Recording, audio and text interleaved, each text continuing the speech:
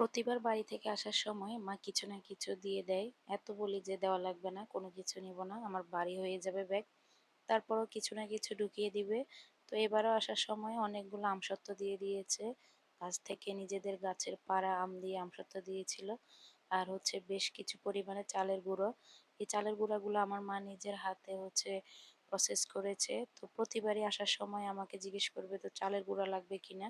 তো আমি কোনোবারই আনি না। তো এবার জোর করে দিয়ে দিয়েছে। তো এগুলো আমি বক্সে ভরে ভালো করে এয়ারটাইট বক্সে ভরে নিচ্ছি, যাতে করে বাতাস না ঢুকে। অনেকেই ডিপ ফ্রিজে সংরক্ষণ করে, আমার কাছে ভালো লাগে না ডিপ ফ্রিজে রাখতে। তো আমি এভাবেই রাখি, এভাবে অনায়াসে ১ বছর চলে যায়, কোনো রকম গন্ধ হয় না।